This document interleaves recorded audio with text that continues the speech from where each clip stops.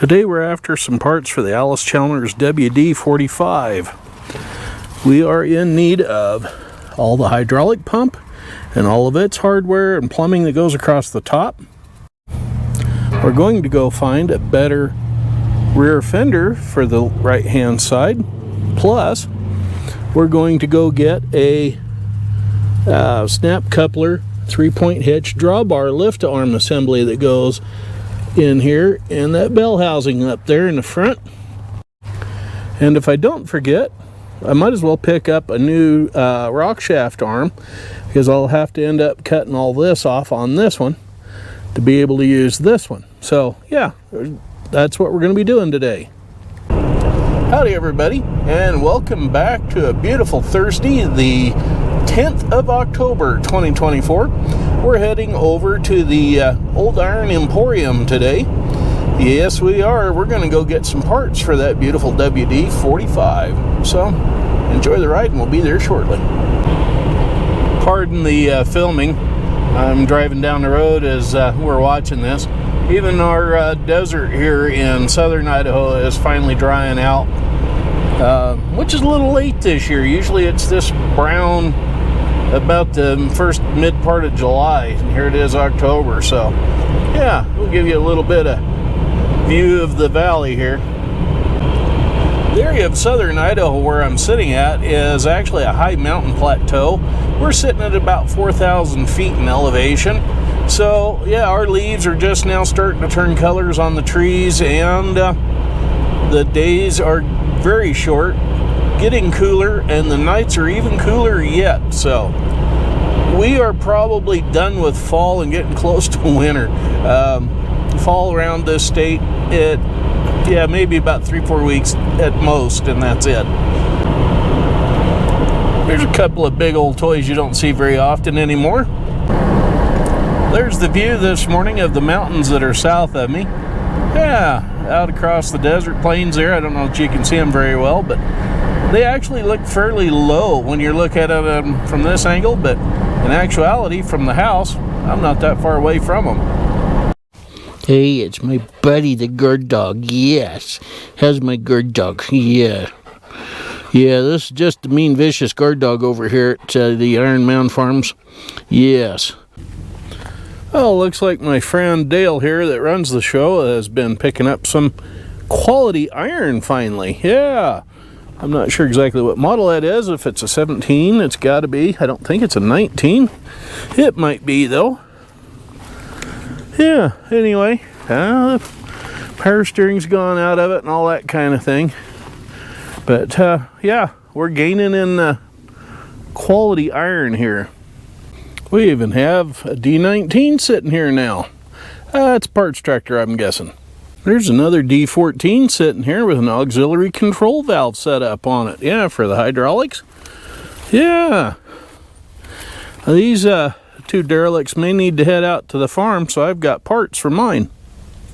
Although looking at it, with that cream colored grill, it may be actually a D15, which is basically the same tractor with just an improved engine. Does anybody need a 180 with a cab? Yeah. Bet that thing could be a nice tractor. It's hard to believe that this was once 20-30 acres worth of tractors, and I mean bumper to bumper, twisted together side by side, and iron prices went up, so away went some of the iron. Well, I haven't got all day to drool out here of some of the new orange iron that showed up here, so I'm going to get my wrenches and get right on it and grab a couple sets of fenders and a 3-point hitch assembly. Yeah. As usual, I've come over here half-cocked again. I forgot my impact wrench and my set of sockets, and I forgot my penetrating oil, but I am making it with the old hand tools. Yeah. Always forgetting something every time I come over here. There is one good thing about today's little acquisition. It does have a nice looking guide, I think it is. Yeah, guide rear work light on this fender, so that's a plus.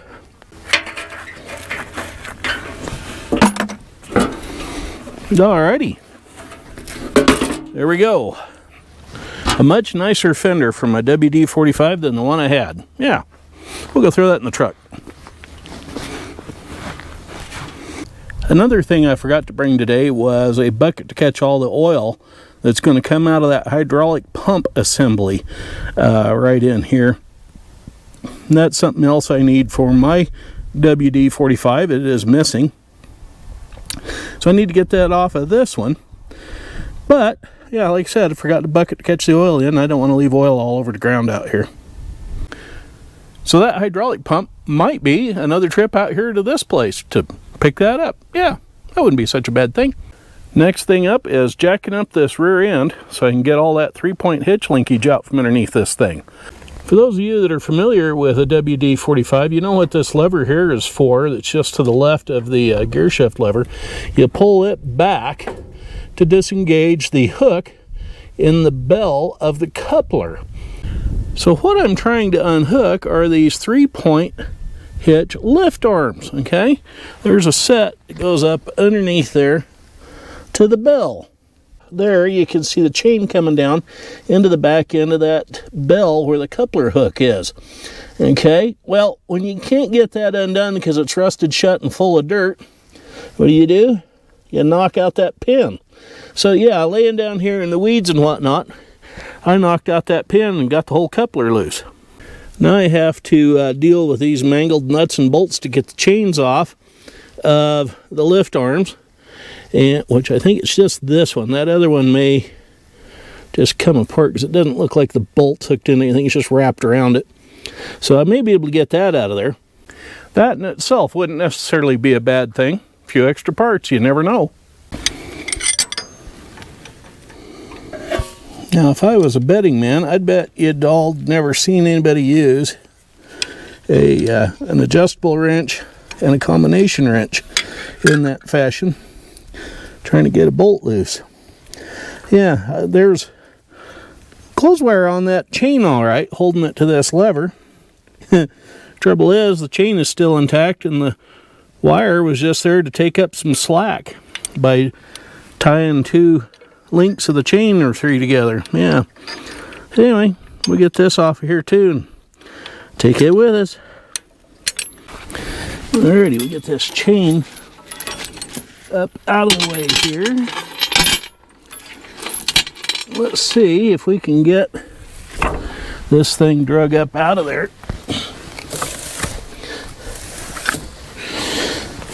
Get it turned around here so we don't get hung up behind that 190 XT. Yeah. And of course, oh, there's another chain hooked up. Lovely. Well, at least we got the bell and everything undone out from underneath it. Now we'll attack that chain and get it out of there. Okay, I got that other chain off of there, which is a safety idea, I'm imagining, because these things have a nasty habit every once in a while of coming unhooked.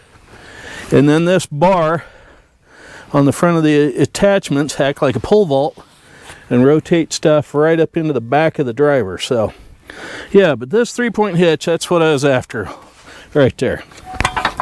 And we'll get it loaded up in the truck. And we'll get this thing loaded up here in the back of the little pickup, and we'll be in business. This is the chain, and the lever I was talking about goes into the front end of that bell up there, and yeah, it's packed full of dirt, so it won't release. That's why I had to take the pin out of this bell here, because it's shaped like a bell, and take the whole thing off. Let's see, there we go, that way, yeah. Most lift arms swing sideways so that you can put the implement pin into the end of the balls here. However, on these adapter kits, just this one side swings. Yeah, so there's supposed to be some little stabilizers that go between here and a center mounting plate on the underside of the tractor. So we'll have to come up with something here. A lot of guys just run a piece of chain between there to hold them in spot, and that may have been what that other chain was for here. But we'll get that all figured out, and it'll be useful on the back end of the tractor, yeah. Now, one thing I did notice on the end balls here, that measures 1.1 inches from one side of that opening to the other. So that's definitely not Category 1, and it's probably set up for a Category 2 tractor. And if I can't get those little swiveling balls loose in the ends of those, we're going to cut them off and put some Cat 1 ball ends on there, which is not a hard thing to do. Already been there and done that once. One other thing that I want to show you is, it's going to be hard for you to see, but this thing is a loop up there on the end, and this thing right here in the middle, that's a hook that goes up through that loop. It's like a pintle hook on the back of a truck that you're probably more familiar with. Same sort of idea. That's what that chain is hooked to, is that hook, and it's supposed to drop that hook down so that the loop end will come out of that bell. Yeah, see, it's kind of a bell, like a cowbell even. Now, all Allis Chalmers implements that are designed for the snap coupler will have that loop on the end of a drawbar that sticks out the front of the tractor. Now, that hooks down underneath the tractor, and there's a pair of arms that go up to the lift arms, which I'll see if I can't find a setup and show you about that here in a bit. And here comes Dale with more treasures. Yeah. Now, here is a two-way double bottom Allis Chalmers snap coupler plow, and you can see here's the drawbar down here with that loop in the end of it. Yeah, see the loop? Yeah. Well, if that hook come undone, this thing would slide out of that bell, drop down the ground, and like I said, this would all catapult up into the back of the driver of the tractor. Now, these arms here with this little pin thing in it hook into some latches on the lift arms on the back of the tractors that had the snap coupler set up. So it was like an upside down 3-point hitch is basically what it was. So even though these plows are in fairly rough condition, they've been welded up and they're all chewed up along the edge here and whatnot. And this one sitting here not too far from it is a little different in style of the chairs and whatnot. But I think between the two of them, I could make one decent plow to go behind the D14 and or the WD-45. And it seems to me there's another one of those plows floating around here as well. So maybe I can talk Dale into buying those off of him one of these days and getting them delivered. And there's some of the bigger iron floating around here that he's got in various stages of disassembly for people to get parts off of. Yeah. Well, so all of this is for sale, folks. Here's what's left of a little Farmall A, complete with an exhaust lift set up on it. Yeah, there's the exhaust and all the valve mechanism up there and stuff. Those were just about worthless. But, you know, when they worked well. I'd like to have those front rims off of this thing for my Super A. Yeah. Pardon the lighting, but here's another Super A with that diamond axle on the front end of it. So, yeah, I may need to pick this one up too for a spare axle. Yeah, and I don't really want the gas tank because it's been patched and it's missing or doesn't have the hydraulic thing under it. So I'm assuming it's not a Super A, but I would take that axle. Let me look back here and see what the thing says. Yep, nope, the serial number tag is just FAA. So it just makes it a regular A. Yeah, with add-on hydraulics on it and all that kind of thing. So, yeah, it even had an all-fuel or whatever manifold it looks like right there. Yeah, it's got a bolt-on for a shield and stuff. So, yeah, I'd take that for just parts for that front axle. There's some more of the big iron out here, including a great big power unit. Oh, and looky here. There's two more carcasses sitting here. Now this one was a Super A. You can see the mounting block under there for the touch control deal. And it has the diamond axle under it as well. If the price is right, I wouldn't mind having all of those for parts and pieces out at the farm. And who knows, I might be able to cobble together enough of the correct parts to make that 39A a complete tractor. So maybe we'll end up keeping that 39A if I can get enough parts at the right price. There's parts of a white front if everybody wants one. I don't even see any welds in it. In amongst all this green and yellow, it looks like there's a B Alice drawbar support sitting here. Hey, looky there. See what I see leaning up against that old farm-all? I bet those would look real good right here on the back end of this old WC Alice. Dale has tried talking me into buying this tractor more than once. It definitely needs a new radiator core. The tank isn't too bad. There's a better tank down yonder on another one. Yeah, I don't know. I don't really need another bigger tractor.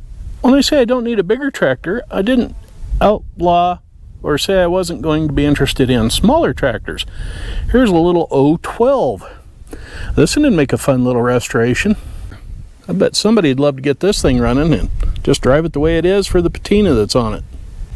There's a couple more of those old red pieces of machinery sitting over here, including one that's gray, and that one runs. International fast hitch drawbars, anyone? Don't know, you can see it because I'm kind of looking into the sun, but there's another fast hitch deal, another 3-point fast hitch mechanism attached to that, was it 1, 2, 3, 4, 5, 6, 7 row corrugator contraption? Yeah, I'm not sure what the contraption actually is, some sort of a hiller maybe for corn, but yeah, I'd take that whole dadgum thing. Now there's a big green putt. John Deere Model R diesel, complete with a 2-cylinder gasoline-powered starting engine. Yeah, There's an old girl right there, and I spy an aluminum transmission case in that thing. So let's go check that one out. I really don't need any more big tractors. I really, truly don't. But man, look at this one. It's got round spoke wheels on both front end here that haven't rusted through. It has the canvas curtain to go up and down in front of the radiator right there to make it run hotter, cooler, whatever you need to do, depending on if you're running it on gas or distillate. The magneto is still here. The governor, I think, is in here, and part of that's still there. It's got all the plugs in it. The fan turns.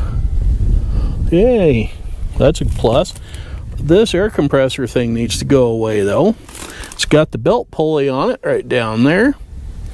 And it has the Bellin high-speed road gear auxiliary transmission stuffed into this thing. Yeah, that might be worth looking into having. Yeah, neat old tractor. It's got the round spokes on the rears.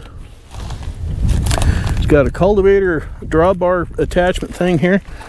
This lever is hooked up to this crossbar that adjusts the height of the drawbar depending on what you're pulling.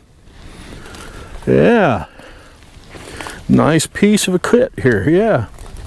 And this, it says F20. I don't know if you can see it up there or not, but yeah, this is an F20. Very nice. Yeah. The rims are all good.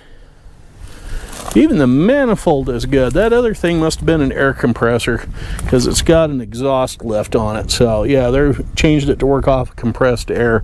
That's what that was for. That would come off. Yeah, this plate's rusted through, but imagine that could be found and had and repaired. Don't see any cracks or breaks in the exhaust manifold, so that might be salvageable. Yeah, I bet it's stuck tight though.